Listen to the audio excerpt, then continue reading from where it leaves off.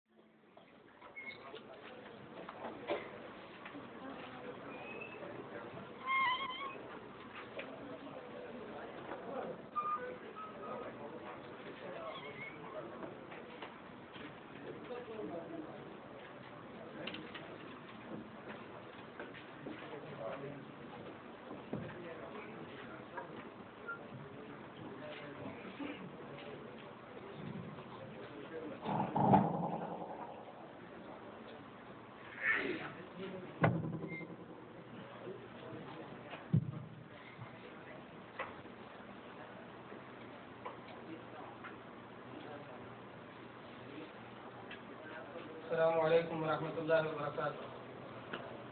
الحمدللہ والصلاۃ والسلام علی رسول اللہ. اما بعد، آج بتاریخ 17 ربیع الاول سن 1425 ہجری مطابق 6 مئی سن 2004 بروز جمعرات بعد صلاۃ عشاء آپ کا یہ ماہانہ اجلاس عام منعقد ہو رہا ہے، جس میں برادرم فضیلت الشیخ عطاء الرحمن صاحب سعیدی حفظہ اللہ خطاب فرمائیں گے. موضوع ہے عفت و پاک دامنی، وسائل اور فوائد. انسانی اخلاق میں عفت و پاک دامنی کو بہت اہم مقام حاصل ہے. اس کے کیا وسائل ہیں اور کیا فوائد ہیں، کس طرح اسے اپنایا جا سکتا ہے، اس کا معنی و مفہوم کیا ہے، اور زندگی میں انسانی سماج میں اس کی کیا اہمیت ہے، بہت ساری باتیں انشاءاللہ اس موضوع پر شیخ کی زبان سے آپ کے سامنے آئیں گی.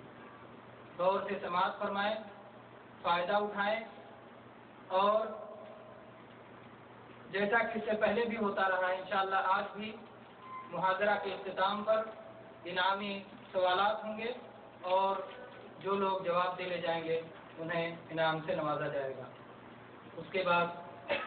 عشائیہ کا انتظام ہوگا، اس کے بعد پروگرام ختم کر دیا جائے گا. میں بلا تاخیر شیخ محترم کو دعوت دوں گا کہ وہ آئیں اور گفتگو شروع کریں.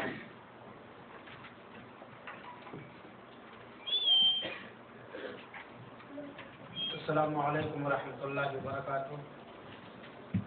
الحمدللہ رب العالمین والعاقبۃ للمتقین والصلاة والسلام علی خیر خلقہ محمد وآلہ وصحبہ اجمعین ومن تبعهم بإحسان الی یوم الدین. حاضرین کرام، اسلامی بھائیوں اور میری پیاری ماؤں اور بہنوں، آپ اس ماہانہ اجلاس کا موضوع ہے عفت و پاک دامنی، وسائل اور فوائد. انشاءاللہ العزیز قرآن آیات اور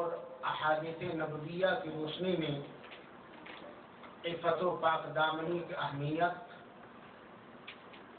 عفت کا مفہوم اور معنی، پاک دامنی اختیار کرنے کے وسائل اور اسباب، نیز عفت و پاک دامنی کے دنیاوی و اخروی فوائد اختصار کے ساتھ اللہ رب العالمین کی توفیق اور اس کی مدد چاہتے ہوئے آپ حضرات کے سامنے رکھنے کی کوشش کی جائے گی. اللہ تعالیٰ سے دعا ہے کہ اللہ تعالیٰ ہم سب کو عفیف النفس بنائے اور پاک دامنی جیسے صفات حمیدہ سے متصف ہونے کی توفیق عطا فرمائے، آمین رب العالمین۔ موضوع بہت ہی اہم ہے اور بہت ہی طویل ہے، لیکن شروع ہی میں معذرت کر دینا بہتر ہے۔ کچھ دنوں سے صحت اس قدر ناساز رہا کرتی ہے کہ حقیقت میں آج بھی اس لائق نہیں ہوں کہ آپ کے سامنے کھڑا ہوں، لیکن چونکہ ایک ذمہ داری ہے اس لیے میں آپ کے سامنے چند باتیں رکھنے کی کوشش کروں گا۔ ہم اور آپ یہ بات دیکھ رہے ہیں اور محسوس کر رہے ہیں کہ عصر حاضر میں، موجودہ دور میں بے حیائیاں، عریانیت اور فحاشی کے نئے نئے مظاہر اور منظر سامنے آ رہے ہیں، اور غیر مسلم طاقتیں اسلامی سماج کو کھوکھلا کرنے کے لیے، ان کے اخلاق و کردار میں تنزلی اور گراوٹ لانے کے لیے روزانہ نئی تدبیریں سوچ رہے ہیں۔ چنانچہ ہم دیکھ رہے ہیں کہ آج بے حیائیاں عام ہیں،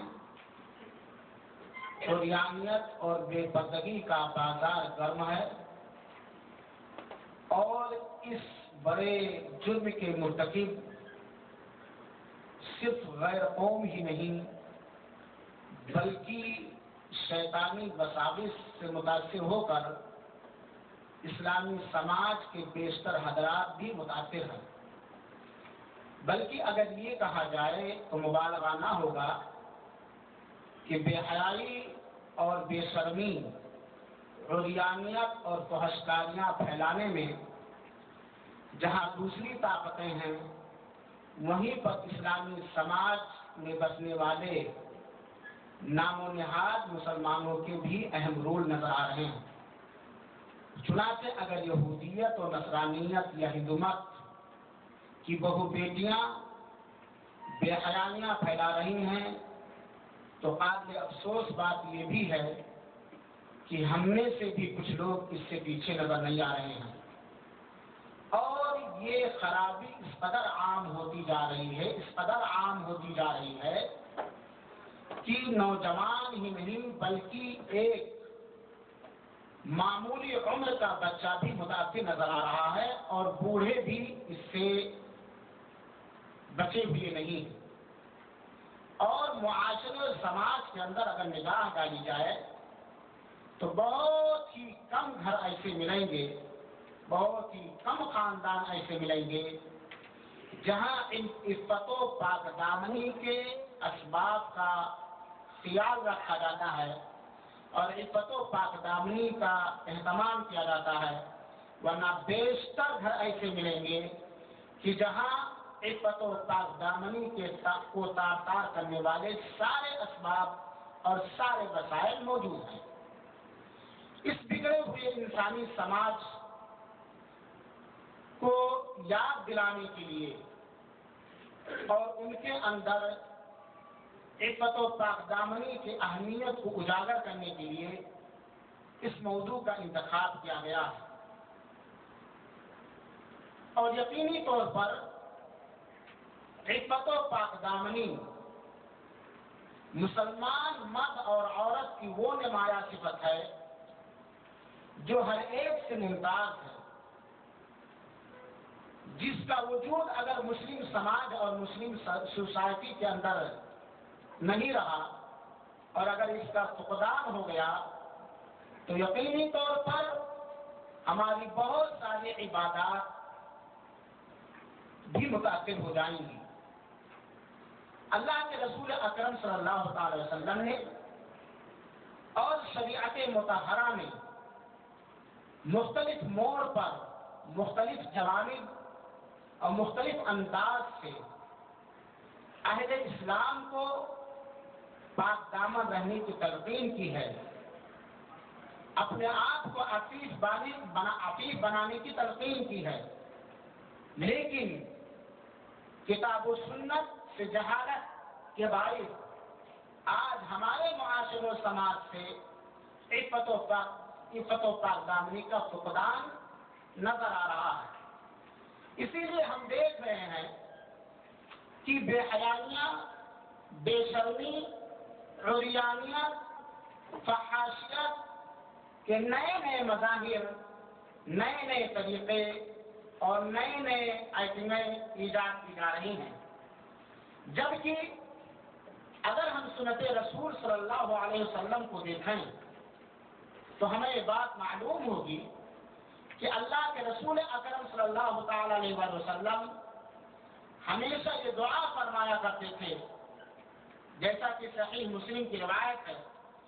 اللہم انی اسألک الہدی والتقی والعفاف والغنی، کہ اے میرے اللہ، میں تجھ سے ہدایت، تقوی و طہارت اور عفت و پاک دامنی اور بے نیازی کا سوال کرتا ہوں۔ رسول اکرم صلی اللہ تعالی وسلم جو عفت و پاک دامنی کے مظہر اور پیکر ہی نہیں بلکہ عفت و پاک دامنی کے داعی تھے، اور اپنے صحابہ کرام کے اندر، صحابیات کے اندر عفت و پاک دامنی کا مادہ عدم درجے تک پرو دیا تھا، اس کے باوجود سرور دو عالم محمد عربی صلی اللہ علیہ وسلم ہمیشہ اپنے رب ذوالجلال سے دعا فرمایا کرتے تھے کہ اے اللہ، میں تجھ سے سوال کرتا ہوں، تو مجھے پاک دامنی عطا کر، تو مجھے عفت عطا کر۔ اس سے اس بات کا اندازہ ہوتا ہے کہ اس کا وجود بہت سارے خیر کا پیش قدمی کا اظہار ہے، اور اس کا فقدان معاشرے کو کھوکھلا کر دینے کا سبب بنے گا۔ آئیے سر دست ہم اس بات کا علم حاصل کریں کہ عفت یا پاک دامنی کا معنی اور مفہوم کیا ہے، اس کا مطلب کیا نکلتا ہے۔ عفت کا لغوی معنی ہوتا ہے بری چیز سے رک جانا۔ موضوع آج کا کیا ہے؟ عفت و پاک دامنی۔ عفت کا معنی کیا ہے لغوی طور پر؟ ہر بری چیز سے رک جانا، اور شریعت اصلاح کے اندر عفت کہتے ہیں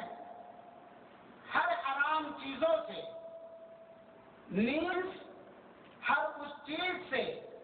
نفس کو روک لینا جس کا کرنا انسان کے لیے کسی بھی صورت میں بہتر نہیں ہے۔ عفت کا مفہوم کیا ہوا؟ ہر بری چیز سے اور ہر ایسی چیز سے نفس کو کنٹرول میں کر لینا، نفس کو روک لینا جس کا کرنا کسی بھی حالت میں، کسی بھی صورت میں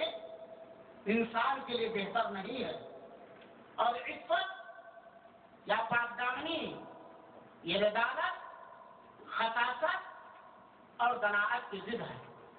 گویا عفت اور پاک دامنی کا مفہوم وسیع پیمانے پر یہ نکلتا ہے کہ ہم ہر گندی چیز سے، ہر بری چیز سے یا ہر ایسی چیز سے اپنے نفس کو بچا لیں، اپنے آپ کو محفوظ کر لیں جس کا کرنا کسی بھی صورت میں اور کسی بھی حالت میں ہمارے لیے مناسب یا بہتر یا اچھا نہیں ہے۔ عفت و پاک دامنی بہت ساری چیزوں کو شامل ہے، چنانچہ عفت و پاک دامنی میں شرمگاہ کی پاک دامنی، زبان کی پاک دامنی، نظر کی پاک دامنی، پیٹ کی پاک دامنی اور بہت ساری چیزیں آتی ہیں۔ اللہ کے رسول اکرم صلی اللہ علیہ وسلم نے فرمایا ایک صحیح حدیث کے اندر، من یضمن لی ما بین فکیہ وما بین فکیہ وما بین فخذیہ اضمن لہ الجنہ۔ یہ بخاری شریف کی روایت ہے کہ جو شخص اس بات کی ضمانت لے لے، جو شخص اپنے دونوں جبڑوں کے درمیان موجود یعنی زبان اور دونوں رانوں کے درمیان موجود یعنی شرمگاہ کی حفاظت کی گارنٹی اور ضمانت لے لے، اضمن لہ الجنہ، میں اس کے لیے جنت کی ضمانت دیتا ہوں۔ اسی طرح اللہ کے رسول اکرم صلی اللہ علیہ وسلم نے ایک روایت کے اندر بیان فرمایا جو مسند احمد کی روایت ہے اور علامہ البانی رحمہ اللہ نے اسے صحیح قرار دیا ہے۔ راوی حدیث عبداللہ بن عمر ہیں، کہتے ہیں کہ اللہ کے رسول اکرم صلی اللہ علیہ وسلم نے فرمایا اربع اذا كنا فيه فلا عليك ما فاتك من الدنيا حفظ الامانه وصدق الحديث وحسن الخليقه وعفة في طعمه، کہ 4 چیزیں اگر کسی کے اندر موجود ہیں، 4 صفتیں اگر کسی کے اندر موجود ہیں تو دنیا کی باقی پوشیدہ چیزوں کے بارے میں کوئی پرواہ نہیں ہے۔ یہ 4 چیزیں اگر موجود ہیں اور دنیا کی باقی چیزیں اس سے فوت ہو گئی ہیں تو اسے کوئی ضرر اور نقصان نہیں پہنچے گا۔ وہ 4 چیزیں کیا ہیں؟ سمجھنے کے لائق اور اپنانے کے لائق ہے، اور یقینی طور پر یہ 4 چیزیں اگر ہمارے اندر آ جائیں تو خود ہمارے خاندان میں، ہمارے سماج میں اور ہمارے معاشرے کے اندر ایک ایسی صفت پیدا ہو جائے گی کہ غیر قوم بھی اسے تسلیم کر کے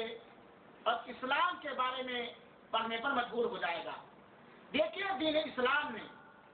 یا اللہ کے رسول اکرم صلی اللہ تعالی وسلم نے اپنے تمام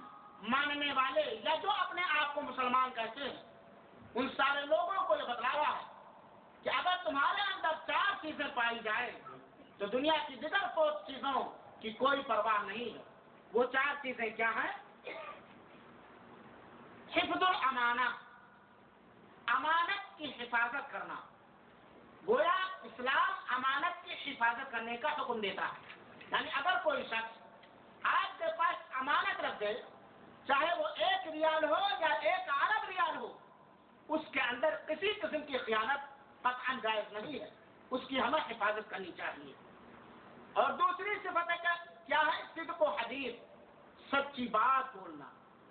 جب بولے تو سچی ہی بات بولے، جھوٹ سے اجتناب کرے۔ تیسری صفت کیا ہے؟ اچھے اخلاق، اچھے کردار، اچھے معاملات۔ اور چوتھی چیز ہے کھانے پینے میں پاک دامنی۔ کھانے پینے میں پاک دامنی یعنی کھانے پینے اور پہننے میں پاک اور حلال چیز ہی کا استعمال کرے اور ہر ناپاک اور نجس اور گندی چیز سے اپنے آپ کو محفوظ رکھے۔ اس حدیث پاک سے اس بات کا اندازہ ہوتا ہے کہ عفت و پاک دامنی بہت ساری چیزوں کو شامل ہے، لیکن آج اس محاضرہ یا پروگرام میں میں صرف شرمگاہ کی حفاظت پر ہی تفصیلی روشنی ڈالنے کی کوشش کروں گا، چونکہ اس کا تعلق دین کے بہت سارے اصول اور دین کے بہت سارے حدود سے ہے۔ تو میرے بھائی اور ساتھیوں، شرمگاہ کے سلسلے میں عفت و پاک دامنی کے فوائد کیا ہیں، اس کے وسائل کیا ہیں، اس کی اہمیت کیا ہے، آئیے اس کو قرآن مجید اور حدیث رسول کی روشنی میں سنجیدہ طور پر ہو کر کے سننے کی کوشش کی جائے۔ جیسا کہ آپ کو یہ بات بتلائی جا چکی ہے کہ حرام چیزوں سے شرمگاہ کی پاک دامنی کا معنی اور مطلب یہ ہے کہ شرمگاہ کو، اور اس سے مراد صرف مرد ہی نہیں ہے بلکہ مرد اور عورت سارے کے سارے مراد ہیں، شرمگاہ کو فحشکاری، بدکاری اور اس کے سارے وسائل و اسباب سے محفوظ رکھا جائے۔ یہ عفت و پاک دامنی کا مفہوم ہے شرمگاہ کے سلسلے میں۔ اللہ تعالی نے قرآن مقدس کے اندر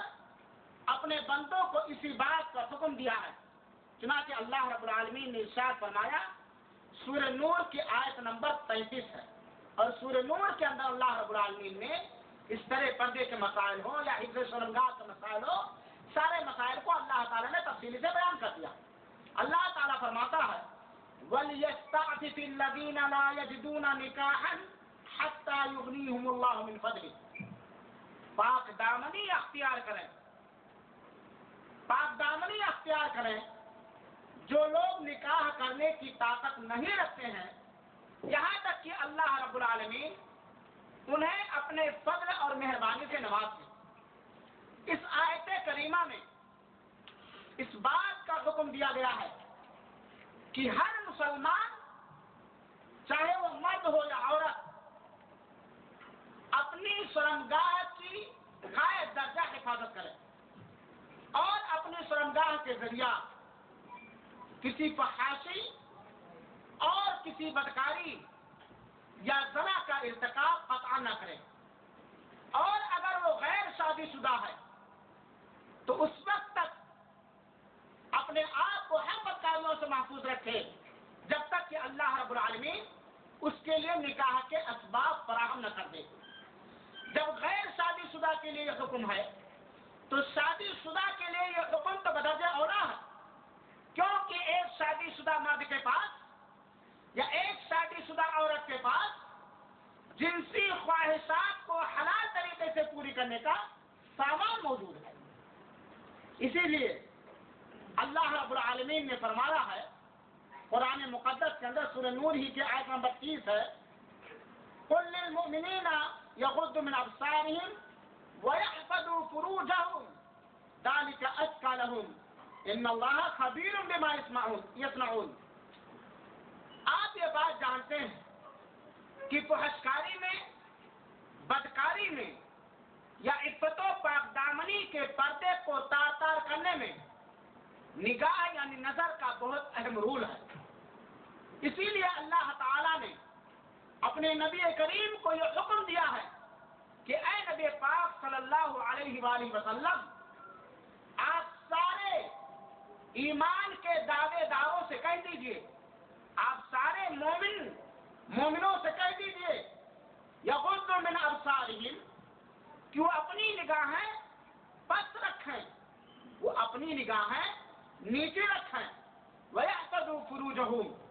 اور اپنی شرمگاہوں کی حفاظت کریں۔ شرمگاہ کا استعمال ایک مرد کے لیے اور ایک عورت کے لیے دو ہی جگہ پر ہے اور کوئی تیسری جگہ نہیں ہے۔ جنسی خواہشات کی تکمیل کی خاطر ایک مرد اور ایک عورت کے لیے شرمگاہ کے استعمال کی دو ہی جگہ ہے، کوئی تیسری جگہ نہیں ہے۔ اپنی منکوحہ بیوی یا اپنی لونڈی اور منکوحہ بیوی کے علاوہ کسی بھی طرح سے، کسی بھی وسیلے کو استعمال کر کے ایک مسلمان مرد کے لیے اور ایک مسلمان عورت کے لیے شرمگاہ کا استعمال دوسری جگہ پر کرنا صحیح نہیں، سوائے منکوحہ بیوی کے ساتھ یا اپنی لونڈی کے ساتھ، یا سوائے اپنے شوہر کے ساتھ یا اپنے آقا کے ساتھ، عورت اور لونڈی کا معاملہ۔ اسی لیے اللہ رب العالمین نے اپنے نبی کریم صلی اللہ علیہ وسلم کو حکم دیا ہے کہ آپ سارے مومنوں سے یہ بات کہہ دیجئے کہ وہ اپنی نگاہوں کو نیچی رکھیں اور اپنے شرمگاہ کی حفاظت کریں، ذالک ازکی لہم، یہ ان کے لیے زیادہ بہتر، طہارت و صفائی اور تزکیہ کا سب سے بہتر ذریعہ ہے۔ اور یہ بات جانے رکھیں، ان اللہ خبیر بما یصنعون، ٹھیک ہے آج ہماری نگاہوں کا ادراک کوئی ہمارا ہم جنس، ہمارا بھائی نہیں کر پاتا ہے، ہمارے چوری کے معاملات کا علم دوسروں کو نہیں ہوتا ہے، یا ہمارے غلط روابط، حرام ذرائع سے جو غلط روابط دوسروں کی بہو بیٹیوں کے ساتھ ہے، ہو سکتا ہے پڑوسی کی خبر نہ ہو سکتا ہے لڑکی کے باپ کو خبر نہ ہو سکتا ہے کسی اور کو خبر نہ ہو، لیکن ان اللہ خبیر بما یصنعون، جو بھی لوگ کر رہے ہیں اللہ تعالیٰ ساری چیزوں کے بارے میں باخبر ہے۔ اللہ تعالیٰ ہر ایک کی نظر کو، اس کی نیت کو اور اس کے ہر حرکت و نقل کو اللہ رب العالمین اچھی طرح جانتا ہے۔ ہم ہر ایک سے پردہ کر سکتے ہیں لیکن رب ذوالجلال سے پردہ نہیں کر سکتے۔ اس آیت کریمہ میں ہمیں اس بات کا حکم دیا گیا ہے کہ ہم اپنی نگاہوں کو نیچی رکھیں۔ نگاہوں کی نیچی کرنے کا مطلب کیا ہے، انشاءاللہ بات آگے آئے گی، اگر तौफीक दी और तफसीर के साथ उसमें मैं रोशनी डालूंगा। दूसरी जगह अल्लाह रब्बुल आलमीन ने फरमाया, सूरह मोमिनून की आयत नंबर 5 है, वल्लज़ीना हुम लिफुरूजिहिम हाफिज़ून। अल्लाह ताला ने मोमिनों की सिफात बयान की हैं कि मोमिन मर्दों के अंदर, मोमिना औरतों के अंदर कौन कौन सी खुसूसियतें होती हैं और कौन लोग जन्नत में दाखिल होंगे, जन्नत के वारसा कौन लोग होंगे। उन्हीं सिफतों में से, उन्हीं खुसूसियतों में से एक खुसूसियत अल्लाह रब्बुल आलमीन ने, या मोमिन अलैहि ईमान की एक पहचान अल्लाह रब्बुल आलमीन ने ये भी बतलाई है, वल्लज़ीना हुम लिफुरूजिहिम हाफिज़ून, जो लोग अपनी शर्मगाहों की हिफाजत करते हैं। ये है वो इस्लाम, ये है वो इस्लाम जिसने अपने मानने वालों को इस तरह अतीफ नफ्स होने का हुक्म दिया है और इस्मत व पाकदामनी का इस तरह तालीम दी है। यही वो इस्लाम है जिसके अंदर इस तरह के तालीमात और इरशादात और रहनुमाइयाँ पाई जाती हैं। और कोई भी धर्म, कोई भी मजहब इस दुनिया के अंदर नहीं है जिसके अंदर इस तरह के तालीमात पाई जाती हो कि जिस तालीमात पर अगर हमारा अमल हो जाए तो हमारी बहू बेटियों को भी इज्जत महफूज, हमारी भी इज्जत महफूज और गैर कौम की भी इज्जत महफूज। हमारा इस्लाम सिर्फ इसी बात का हुक्म नहीं देता है कि मुसलमान औरतों के इज्जत और आबरू की हिफाजत करो, मुसलमान औरतों की तरफ गलत निगाहें न उठाओ, बल्कि हमारा इस्लाम इस बात का हुक्म देता है कि किसी भी बहू बेटी की तरफ गलत निगाह उठा करके न देखो, किसी भी बहू बेटी के सिलसिले में अपने दिलो दिमाग के अंदर गंदा तसव्वुर और बुरे ख्यालात न लाओ। ये दीन इस्लाम की अहम खुसूसियात में से, और इसीलिए दीन इस्लाम ने अपने मुसलमानों को अपने अंदर ये सिफत पैदा करने के लिए बहुत सारे वसाइल और बहुत सारे ज़राए की तरफ भी रहनुमाई फरमाई है। इन आयात से इफ़्फ़त व पाकदामनी की अहमियत साबित होती है। मेरे भाई और साथी, आज हम ये कह सकते हैं कि इस बिगड़े हुए समाज के अंदर जहां बेहयानियां, उरियानियत,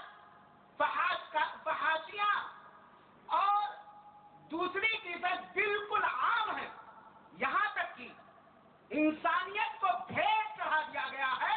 इंसानियत को भेंट चढ़ा दिया गया है। बहुत सारे मुल्कों में, खुद हमारे मुल्क हिंदुस्तान के अंदर बाकायदा रस्मी तौर पर, सरकारी तौर पर जिस्म फरोशी की सर्टिफिकेट है और लाइसेंस अलाइड की जाती है। इस बिगड़े हुए माहौल में एक मुसलमान की जिम्मेदारी बनती है, एक मुसलमान नौजवान और एक मुसलमान औरत की ये जिम्मेदारी बनती है कि अपनी इफ़्फ़त व पाकदामनी का मुकम्मल पासो लिहाज करके दूसरे लोगों को ये तालीम पहुंचाए, खुद आतिफ़ुन-नफ्स बने और दूसरों को भी आतिफ़ुन-नफ्स बनने की तलकीन करें। आइए देखा जाए एक झलक वाक़यात की रोशनी में कि हमारे सलफ में से लोगों ने किस तरह इफ़्फ़त व पाकदामनी अख्तियार किया और सारे वसाइल, सारे ज़राए, सारे असबाब मौजूद होने के बावजूद भी अपनी शर्मगाहों की हिफाजत किस अंदाज से की। कुरान मजीद जो अल्लाह रब्बुल आलमीन का कलाम है, इसके अंदर एक सूरा आप लोगों ने पढ़ा होगा, सूरह यूसुफ अलैहिस्सलाम का वाक़या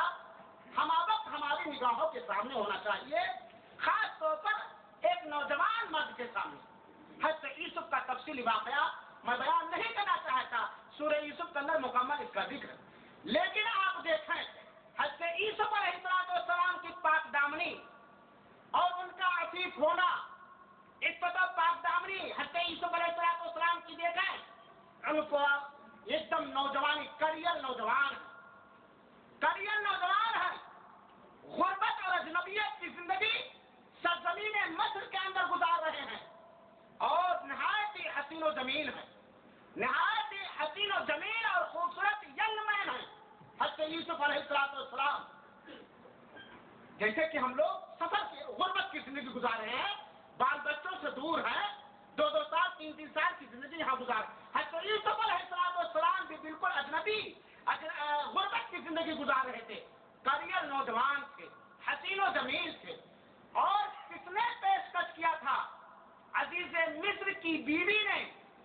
مصر کے بادشاہ کی بیوی نے پیش قدمی کی تھی، آپ کو ورغلانے کی کوشش کی تھی اور آپ کو دعوت دی تھی بے حیائی کرنے کی، زناکاری کرنے کی، لیکن اور ایسے ہی ویسے نہیں، پورا بن سج دھج کے مکمل میک اپ کر کے کون دعوت دے رہی ہے؟ بادشاہ عزیز مصر کی بیوی دعوت دے رہی ہے، اور ایسے ویسے نہیں، پورے سنگھار کے ساتھ، پوری بناوٹ اور ڈیکور کے ساتھ، اور کمرے میں داخل ہوئی، وغلقت الابواب، اور عزیز مصر کی اہلیہ بیوی نے حضرت یوسف علیہ السلام کو تنہا کمرے میں کر کے دروازوں کو بند کر لیا، روم کے سارے دروازوں کو بند کر لیا، اور عزیز مصر کی بیوی ہے حضرت یوسف علیہ السلام، سارے وسائل جمعکاری کے، سارے اسباب، سارے مواقع اور چاہت حضرت یوسف علیہ السلام کے ہاتھوں میں، خود پیش قدمی کرے حضرت یوسف کا کوئی دخل وہاں نہیں ہے۔ حضرت یوسف نے ڈکر کی ٹھوکریں نہیں کھائی، حضرت یوسف نے ادھر ادھر کی نگاہیں نہیں بھٹکائی، سارے وسائل موجود ہیں اور دروازہ بھی بند ہے، روم میں ان دونوں کے علاوہ کوئی تیسرا نہیں ہے، لیکن ایک دروازہ کھلا ہوا ہے حضرت یوسف کے سامنے، صرف ایک دروازہ کھلا ہوا، وہ آسمان کا دروازہ۔ جب عزیز مصر کی بیوی آپ کو دعوت دیتی ہے فحاشی کرنے پر، فوراً اللہ کا ڈر غالب آ جاتا ہے، اللہ رب العالمین کا ڈر غالب آ جاتا ہے اور اس سے کنارہ کش ہوتے ہیں۔ یہاں تک کہ مفسرین نے لکھا ہے کہ دل میں حیران برپا کرنے کو تو چھوڑیے، آپ کا ذرہ برابر ارادہ بھی نہ ہوا، آپ کا ذرہ برابر ارادہ بھی نہ ہوا۔ یہ ہے ہم نوجوانوں کے لیے ایک نمونہ حضرت یوسف علیہ السلام کی سیرت اور آپ کے عفت و پاک دامنی۔ میرے بھائیو صاحب، آج ہم قرآن مجید کے اندر اس بیان کیے ہوئے قصے کو اپنے سامنے رکھیں اور ہر ممکن طریقے سے اپنے آپ کو عفیف النفس بنانے کی کوشش کریں۔ یہ تو حضرت یوسف علیہ السلام کا واقعہ۔ آئیے ذوالکفل کا واقعہ آپ لوگوں نے سنا ہوگا۔ ذوالکفل کا واقعہ جو اللہ کے رسول اکرم صلی اللہ علیہ وسلم نے بیان فرمایا ہے، اور یہ ابن حبان کی روایت ہے، اور ابن حبان نے اس کو صحیح بھی قرار دیا ہے۔ حضرت عبداللہ ابن عمر کہتے ہیں کہ رسول اکرم صلی اللہ علیہ وسلم سے میں نے ایک بار نہیں 20 مرتبہ سنا، رسول اکرم صلی اللہ علیہ وسلم سے میں نے 20 مرتبہ سنا۔ آپ کہا کرتے تھے کہ بنو اسرائیل میں ایک ذوالکفل نامی نوجوان، اور اس نے ایک لڑکی کی مجبوری کا فائدہ اٹھاتے ہوئے اس شخص پر 60 دینار بطور قرض دیا کہ وہ اپنے جسم کو ذوالکفل کے حوالے کر دے۔ بات سمجھ آ رہی نا؟ وہ لڑکی اپنے جسم کو ذوالکفل کے حوالے کر دے۔ اس لڑکی نے وعدہ کر کے پیسے لے لیے، مجبوری تھی، لیکن جب معاملہ فحاشی کرنے کا ہوا اور جب ذوالکفل بیٹھ گیا فحاشی کرنے پر، ذرا غور سے سنیے گا، زنا کرنے کے لیے بالکل آمادہ و تیار ہو کر کے ذوالکفل جب بیٹھ گیا، اس لڑکی کے بدن میں کب کبھی تازی ہو گئی، اس لڑکی کے رونگٹے کھڑے ہو گئے۔ اس کب کبھی کا عالم دیکھ کر ذوالکفل نے پوچھا معاملہ کیا ہے؟ تم اتنی سہمی کیوں ہو، اتنی ڈری کیوں ہو، کیوں کاپ رہی ہو؟ کہا اللہ کی قسم، اب تک میں نے آج تک یہ گندی حرکت نہیں کی ہے۔ ہائے نے میری مجبوری کس درجے میں مجھے پہنچا دیا۔ ذوالکفل کے دل پر اس مجبور لڑکی کی بات کا بے حد اثر ہوا، اور اس نے اس کو بغیر کچھ کیے ہوئے چھوڑ دیا اور اللہ رب العالمین سے فوراً توبہ کر لیا۔ صبح اور اسی رات ذوالکفل کا انتقال ہو گیا۔ صبح دروازے پہ لکھا ہے غفر لذوالکفل، ذوالکفل کے لیے معافی آ گئی ہے، بخشش آ گئی، اس کو معاف کر دیا گیا۔ یہاں دکھانا یہ ہے کہ جب ایک انسان کے دل میں اللہ کا ڈر، اللہ کا تقویٰ غالب آ جاتا ہے، تو زنا کے سارے وسائل اور اسباب موجود ہونے کے باوجود بھی وہ اس سے اپنے آپ کو بچا لیتا ہے اور اپنے عصمت کو تار تار ہونے نہیں دیتا ہے۔ میرے بھائیو ساتھیو، تفصیل میں نہ جاتا، اور بہت سارے اس طرح کے واقعات آپ کو عہد صحابہ میں، عہد تابعین میں اور سلف صالحین میں ملیں گے۔ آئیے تفصیل میں نہ جاتے ہوئے ہم دیکھیں کہ عفت و پاک دامنی حاصل کرنے کے ذرائع کیا، وہ کون سے وسائل ہیں، وہ کون سی چیزیں ہیں جنہیں اپنا کر ہم اپنے کیریکٹر کی حفاظت کر سکتے ہیں، ہم اپنی عزت و آبرو کی بچاؤ کر سکتے ہیں، ہم عصمت و پاک دامنی کے پیکر اور مظہر ہو سکتے ہیں۔ بہت سارے وسائل اور بہت سارے اسباب قرآن مجید کے اندر اور سنت رسول کے اندر مذکور ہے۔ چند چیزوں کو میں ذکر کر رہا ہوں کہ عفت و پاک دامنی کے وسائل اور اسباب کیا ہیں، یعنی کون سی چیزیں ہمارے اندر آ جائیں تو ہمارے اندر عفت آ جائے گی، پاک دامنی آ جائے گی، ہم اپنے کیریکٹر کے محافظ اور نگہبان ہو جائیں گے۔ عفت و پاک دامنی کے وسائل دو طرح کے ہیں۔ ایک وہ وسائل، وہ ذریعے جن کے کرنے کا شریعت مطہرہ نے یا جن کے اختیار کرنے کا شریعت مطہرہ نے حکم دیا، اور دوسرے وہ ذرائع، وہ اسباب جن سے اسلام نے ہمیں اور آپ کو روکا۔ ہم سب سے پہلے ان وسائل کو آپ کے سامنے بیان کرتے ہیں کہ جن وسائل اور جن اسباب اور ذرائع کو استعمال کرنے، اختیار کرنے کا شریعت مطہرہ نے حکم دیا ہے تاکہ ہم عفت و پاک دامنی اختیار کر سکیں، ہمارا معاشرہ، ہمارا سماج، ہمارا اور خود ذاتی طور پر ہمارا کیریکٹر بالکل صاف ستھرا ہو۔ آئیے دیکھا جائے، سب سے پہلا سبب عفت و پاک دامنی کا یا سب سے پہلا وسیلہ عفت و پاک دامنی کا، اور عفت و پاک دامنی ہی کا نہیں بلکہ تمام چھوٹے بڑے گناہ سے بچنے کا سب سے پہلا وسیلہ اور ذریعہ کیا ہے؟ اللہ رب العالمین کا ڈر، اللہ رب العالمین کا ڈر، اللہ رب العالمین کا تقوی، اللہ رب العالمین کی خشیت۔ اگر ایک مومن کے دل میں، ایک مسلمان کے دل میں خالص طریقے سے اللہ رب العالمین کا ڈر موجود ہے تو صرف وہ فحاشی اور زناکاری ہی سے نہیں بچ سکتا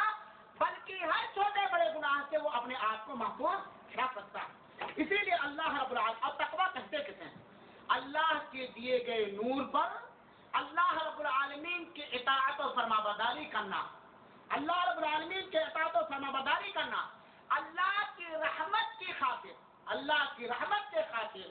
اللہ رب العالمین کی طرف سے دیے گئے دلائل و براہین کے مطابق اللہ رب العالمین کی اطاعت و فرمانبرداری کرنا، اور اللہ کے عذاب کے ڈر سے صرف اطاعت و فرمانبرداری تقویٰ کے اندر داخل نہیں ہے، اللہ رب العالمین کے عذاب اور اس کی پکڑ کے ڈر سے اللہ رب العالمین کی طرف سے دیے گئے دلائل و براہین کی روشنی میں اللہ رب العالمین کی معصیت کو چھوڑ دینا، یہ ہے تقویٰ۔ اور تقویٰ کی تعلیم مختلف انداز سے کی گئی، اور تقویٰ کا حکم اللہ رب العالمین نے مختلف آیات کے اندر دیا، ذکر کیا، اور متقیوں کا ثمرہ اور نتیجہ اور ان کا بدلہ بھی اللہ رب العالمین نے قرآن مجید کے اندر بیان فرمایا۔ چنانچہ اگر ہمارے دل کے اندر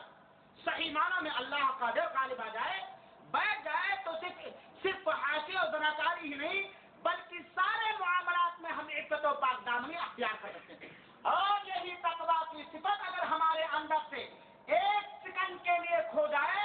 ایک سیکنڈ کے لیے کھو جائے تو عفت و پاک دامنی کا ایک عفت و پاک دامنی بالکل پاس پاس ہو جائے گی اور ٹکڑا ٹکڑا ہو جائے گی۔ اللہ رب العالمین نے قرآن مجید کے اندر حکم دیا میرے بھائیوں، سورہ بقرہ کی آیت نمبر 281 ہے، وَاتَّقُوا يَوْمًا، بہت ساری آیات ہیں لیکن میں نے اس کو چنا ہے، وَاتَّقُوا يَوْمًا تُرْجَعُونَ فِيهِ إِلَى اللَّهِ ثُمَّ تُوَفَّى كُلُّ نَفْسٍ مَا كَسَبَتْ وَهُمْ لَا يُظْلَمُونَ۔ میرے بھائی، یہ آیت کریمہ ہم غور سے سنائیں۔ اللہ رب العالمین نے اس آیت کریمہ کے اندر سارے لوگوں کو مخاطب کر کے فرمایا ہے، وَاتَّقُوا يَوْمًا تُرْجَعُونَ فِيهِ إِلَى اللَّهِ، اس دن سے ڈرو، اس دن کا خوف اپنے دل میں جاگزی کر لو، بٹھا لو، جس دن سارے کے سارے اللہ رب العالمین کے پاس، اللہ رب العالمین کی جانب لوٹا دیے جاؤ گے۔ یہ ہمارے دل میں ہر وقت، چاہے ہم مجلس کے اندر ہوں، مجمع کے اندر ہوں، تنہائی کے اندر ہوں، اپنوں کے ساتھ ہوں، غیروں کے ساتھ ہوں، مسجد کے اندر ہوں، کہیں بھی ہوں، ہر وقت ہمیں اس دن کا خوف کھانا چاہیے، اس دن کا خوف ہمارے دلوں میں ہونا چاہیے کہ ایک دن ہم سارے کے سارے اپنے رب کے پاس لوٹا دیے جائیں گے۔ ثم توفی کل نفس ما کسبت، پھر پورا دے دیا جائے گا جو ہم نے کمایا۔ اگر ہم نے ذرہ برابر نیکی کی ہے اس کا پورا بدلہ ہمیں مل جائے گا، اور اگر ہم نے ذرہ برابر برائی کی ہے تو اس کا پورا بدلہ دیا جائے گا۔ وَهُمْ لَا يُظْلَمُونَ، اور ان لوگوں پر ظلم نہیں کیا جائے گا، کسی پر کسی طرح کا ظلم نہیں۔ اس آیت کریمہ میں اللہ رب العالمین تقوی اختیار کرنے کا حکم دیا ہے، اور اگر ہمارے اندر تقوی جیسی اہم صفت پیدا ہو جاوے تو ہم عفیف النفس بن سکتے ہیں، اور عفت و پاک دامنی ہمارے اندر خاص درجے پائی جا سکتی ہے۔ عفت و پاک دامنی کے وسائل اور اسباب و ذرائع میں سے دوسرا وسیلہ جو قرآن سے اخذ کیا جا سکتا ہے وہ ہے غض بصر، نگاہوں کو پست رکھنا، نگاہوں کو نیچی رکھنا۔ جب بھی یہ بات بولی جائے کہ ایک مسلمان کو اپنی نگاہیں نیچی رکھنی چاہیے، اپنی نگاہیں پست رکھنی چاہیے، اس کا اسلام نے حکم دیا ہے، تو اس کا یہ مطلب نہیں کہ آنکھ بند کر کے چلیں، اس کا مطلب یہ ہے کہ اپنی نگاہ ہر حرام چیز پر ڈالنے سے محفوظ رکھے، ہر حرام ناجائز چیز پر اپنی نگاہ ڈالنے سے نگاہ کو محفوظ رکھے، اور اپنی نظر انہی چیزوں پر ڈالے جس پر ڈالنا حلال، مباح اور جائز۔ یہ نگاہوں کے پست رکھنے کا مطلب۔ اب حرام چیزوں پر نگاہ ڈالنے سے بچنے کا جو بھی طریقہ ہو، چاہے آنکھ بند کر کے چلنے کا طریقہ ہو یا سر جھکا کے چلنے کا طریقہ، جو بھی، مقصد یہ ہے کہ ہر حرام چیزوں سے اپنی نگاہ کو محفوظ رکھے، اور اپنی نگاہ، اپنی نظر سے انہی چیزوں کو دیکھے جن چیزوں کا دیکھنا جائز اور حلال اور مباح۔ میرے بھائی اور ساتھیوں، قرآن مجید کے اندر جیسا کہ بھائی گزر چکا ہے، مختلف جگہوں پر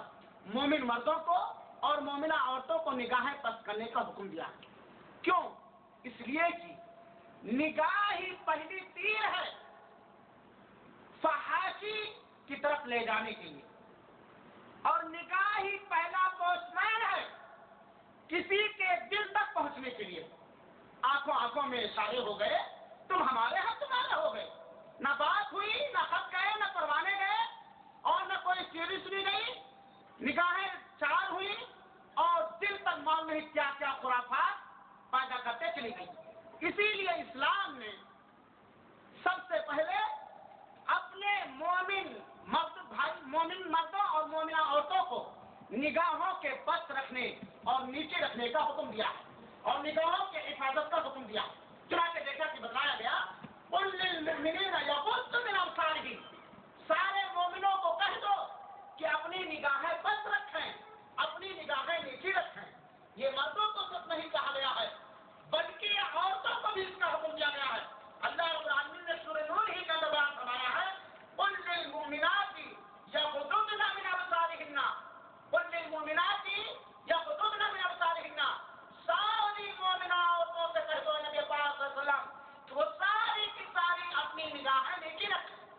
جہاں مردوں کو حکم دیا گیا ہے نگاہوں کی حفاظت کرنے کا، نظروں کو پست رکھنے کا، وہیں پر عورتوں کو بھی اس بات کا حکم دیا گیا، اس لیے کہ اگر مرد اپنے سارے کے سارے مرد اپنی نگاہوں کی حفاظت کرنے لگے لیکن عورت اپنی نگاہ کی حفاظت نہیں کر رہی ہے، تب بھی عصمت و پاک دامنی معاشرے اور سماج کے اندر نہیں آ سکتی ہے۔ یا اگر عورتیں اپنی نگاہوں کی حفاظت کر رہی ہیں لیکن ایک نوجوان یا ایک آدمی اپنی نگاہ کی حفاظت نہیں کرتا ہے، اپنی نگاہ کو آوارہ بنائے، جس پر چاہتا جاتا ہے، جس پر چاہتا حرکتیں کرتا ہے، تبھی معاشرہ پاک دامن اور عفیف نہیں ہو سکتا۔ اسی لیے تمام مومن مردوں کو اور تمام مومنہ عورتوں کو نگاہوں کے نیچے رکھنے کا حکم دیا ہے اللہ کے رسول اکرم صلی اللہ علیہ وسلم نے، کیونکہ نگاہ ہی یہی پہلا اقدام سارے حادثات کی جڑ، سارے حادثات کی جڑ یہی نگاہ ہے، جس کو رسول اکرم صلی اللہ علیہ وسلم نے شیطان کی چال یا شیطان کی تیر کہا ہے۔ حضرت عبادہ بن ثابت کہتے ہیں، اس مروی ہے کہ رسول اکرم صلی اللہ علیہ وسلم نے فرمایا، ذرا سنو میرے بھائیوں اور میری بہنوں، اس منولی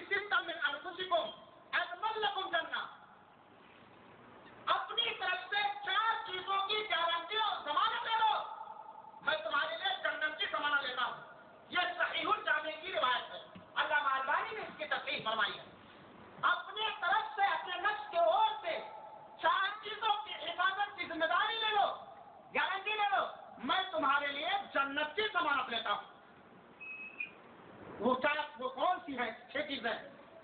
उस्दुकू इदा हद्दस्तुम, जब भी तुम बोलो सच बोलो,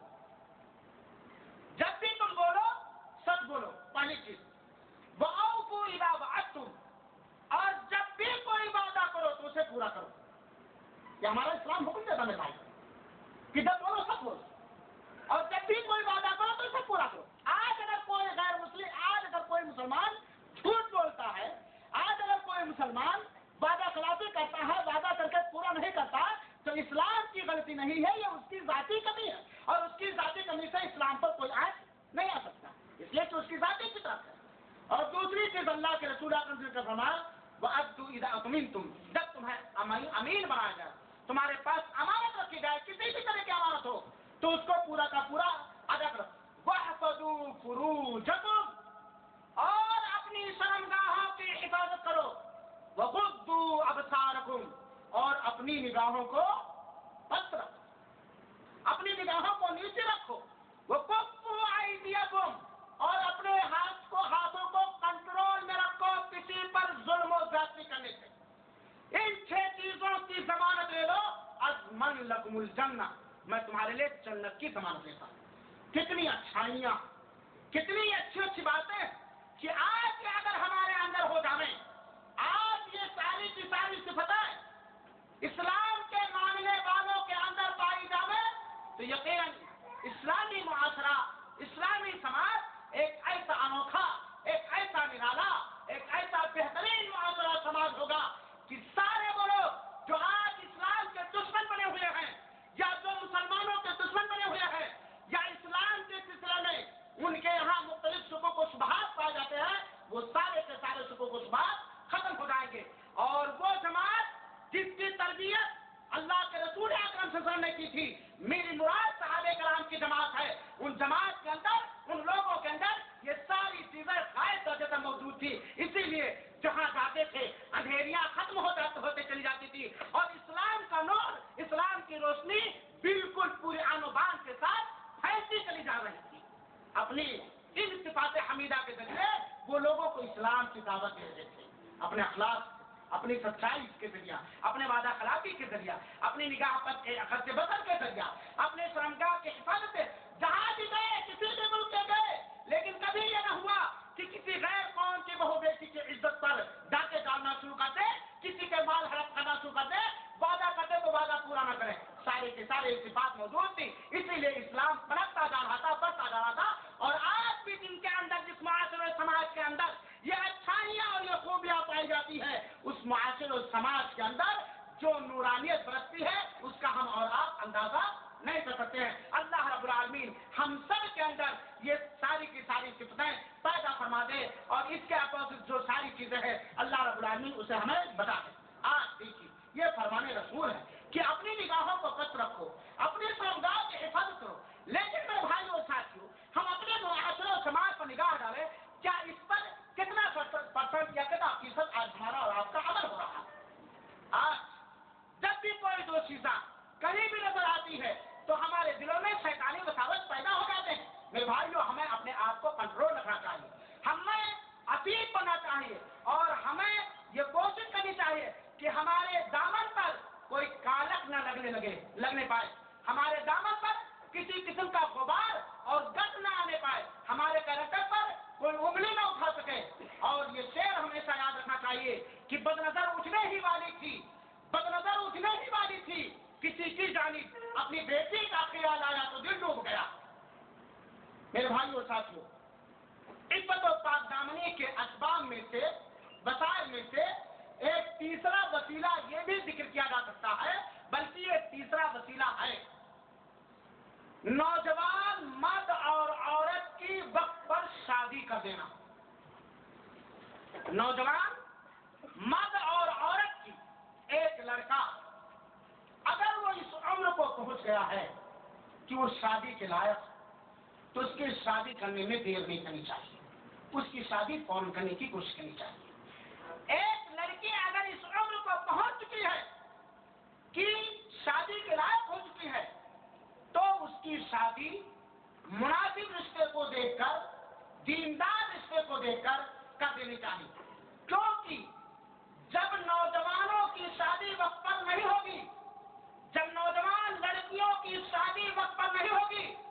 تو ہماری نگاہ، والدین کی نگاہ، داداؤں کی نگاہ، دادیوں کی نگاہ، ماؤں کی نگاہ، چچاؤں کی نگاہ اس نوجوان لڑکے پر، اس نوجوان لڑکے پر کتنی ہی کڑی کیوں نہ ہو، لیکن شیطان کے حربے میں وہ آ سکتے ہیں، کیونکہ پورا کا پورا معاشرہ آج بگڑا ہوا ہے۔ آج اگر کسی گھر کے کا ماحول درست ہے تو جس پر اسکول اور مدرسے میں بچہ جا رہا ہے اس مدرسے کا ماحول صحیح نہیں ہے۔ اگر مدرسے کا بھی ماحول صحیح مل گیا تو پڑوس کا ماحول صحیح نہیں ہے، راستے کا ماحول صحیح نہیں ہے، گاؤں کا ماحول صحیح نہیں ہے، شہر کا ماحول صحیح نہیں۔ ہم اپنے گھر میں کب تک اس کو بٹھائے رکھیں گے؟ ظاہر بات ہے اسے اسکول بھیجنا ہے، اسے بازار جانے کی ضرورت پڑ سکتی ہے، ڈاکٹر کے یہاں جانے کی ضرورت پڑ سکتی ہے، رشتے داروں کے یہاں جانے کی ضرورت پڑ سکتی ہے، اور اکثریت معاشرہ اور سماج گھناؤنی کا شکار ہے، تو کب تک ہماری نگاہ، ہماری کڑی نگاہ اس کی حفاظت کر پائے گی؟ لیکن اگر ہم نے وقت پر مناسب رشتہ اپنے نوجوان لڑکے کا کر دیا، اپنے نوجوان بھائی کی کر دی، اپنے نوجوان بہن کی کر دی، اپنے نوجوان بیٹی کی کر دی، یا کسی بیوہ کی یا مطلقہ کی شادی کر دی، تو اس کو پاک دامن رہنا پھر اس کے لیے آسان ہوگا، کیونکہ اس کے لیے حلال چیز موجود۔ تو وقت پر نوجوان لڑکوں اور لڑکیوں کی شادی کر دینا یہ عفت و پاک دامنی کے وسائل میں سے بیان کیا جاتا ہے۔ لیکن آج معاملہ کیا ہے؟ لڑکا نوجوان ہو گیا، بیچارہ کڑ کے مر رہا ہے، ابو جان کیا کہہ رہے ہیں؟ ابھی یہ گاڑی ملے گی جہیز میں، یہ گاڑی ملے گی تجہیز میں، کہنا چاہیے گاڑی ملے گی جہیز میں، تب بچے کی منگنی کروں گا، 1 سال منگنی کروں گا، دوسرے سال نکاح پڑھاؤں گا، تیسرے سال لاؤں گا۔ لڑکی نوجوان ہے، دیندار رشتہ آ رہا، لیکن ابھی آپ کو ڈیٹ نہیں مل رہا، ابھی وکیل نہیں مل رہا، ابھی لائر نہیں مل رہا، ابھی ڈاکٹر نہیں مل رہا، جبکہ اسلام کی رہنمائی اس سلسلے میں کیا ہے کہ جب بھی کوئی دیندار آدمی تمہارے پاس پیغام نکاح لے کر کے آئے تو اس کی شادی کر دین، دیندار بچیوں کو پسند کرو۔ میرے بھائیوں ساتھیوں، بہت سارے معاشرے سماج کے اندر اخلاقی گراوٹ کے جہاں بہت سارے اسباب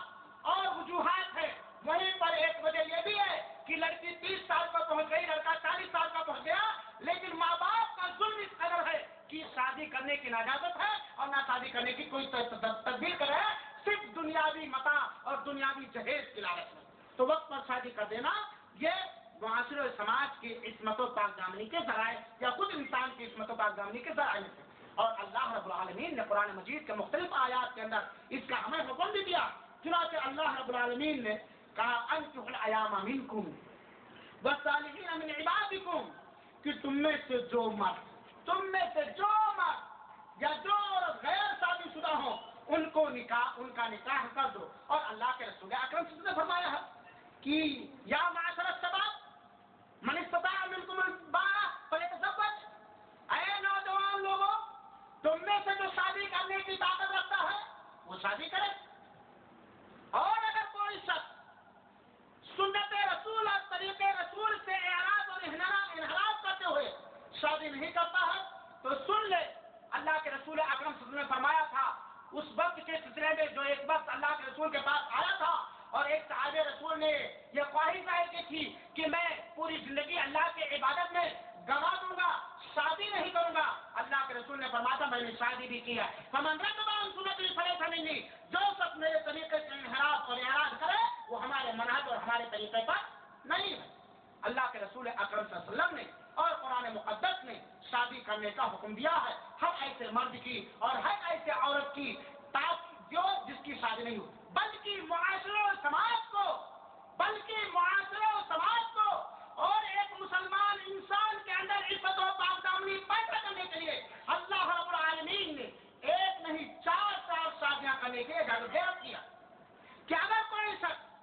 ضرورت محسوس کرتا ہے دوسری شادی کرنے کی تو اس کے لیے اجازت ہے، تیسری شادی کرنے کی اس کے لیے اجازت ہے، چوتھی شادی یہاں تک کہ چوتھی شادی کرنے کی اگر اسے ضرورت ہے تو اس کی بھی اجازت ہے۔ اسی خاطر اور بہت سارے فوائد کے خاطر اللہ رب العالمین نے اس کا حکم دیا۔ چنانچہ یہ بات معلوم ہوئی کہ جب لڑکا اور لڑکی شادی کی عمر کو پہنچ جائیں تو ان کی شادی مناسب رشتہ دے کر کے کر دینا چاہیے، دیر کرنے میں اندھیر ہوگا، اور اگر خدا اللہ نہ چاہے کسی کے نوجوان لڑکے سے یا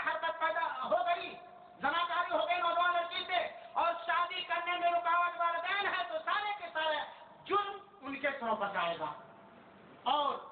پاک دامنی کے وسائل میں سے ایک وسیلہ، ایک ذریعہ اللہ کے رسول اکرم صلی اللہ علیہ وسلم نے یہ بھی ذکر کیا، جو چوتھا وسیلہ میں ذکر کر رہا ہوں، کہ جو شخص شادی کرنے کی طاقت نہیں رکھتا ہے وہ صوم یعنی روزے رکھے.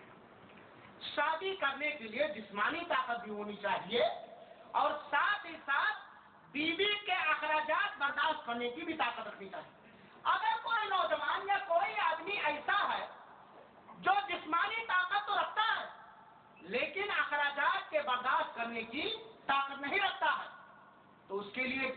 کیا ذریعہ ہے پاک دامن رہنے کا، عفیف رہنے کا؟ وہ روزہ رکھے. اللہ کے رسول اکرم صلی اللہ علیہ وسلم نے فرمایا، اور جو شخص شادی کرنے کی طاقت نہیں رکھتا ہے فعلیہ بالصوم، وہ صوم یعنی روزہ رکھے. فإنہ لہ وجاء،